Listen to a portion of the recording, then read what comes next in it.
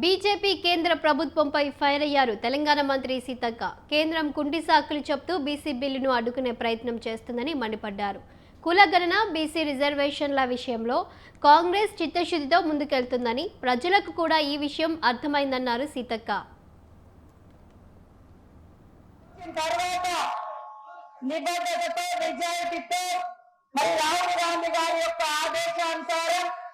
రెడ్డి బిడ్డ అయినప్పటికీ, అగ్రవర్ణాలైనప్పటికీ రేవంత్ రెడ్డి గారు ఇచ్చిన మాట ప్రకారం బీసీల కుల గణన మరి బీసీ మంత్రి గారు పొన్నం గారి యొక్క ఆధ్వర్యంలో నిర్వహించడం జరిగింది.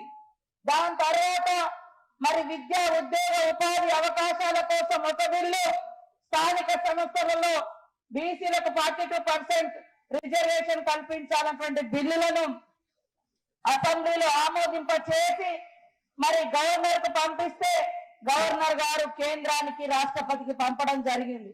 ఇప్పటి వరకు కూడా దాన్ని ఆమోదించకుండా మరి సైడ్ రాజకీయాలు బీజేపీ చేస్తా ఉంది.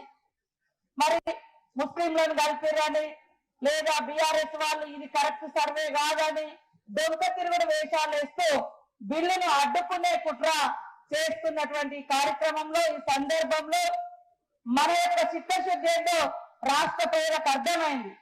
కనీసం కుల గణన జరుగుతుంటే కూడా బీసీ కుల గణనలో బీఆర్ఎస్ నాయకులు కొంతమంది, బీజేపీ నాయకులు కొంతమంది అసలు కుల గణనలో పాల్గొనలేదు. అది వాళ్ళ చిత్తశుద్ధి.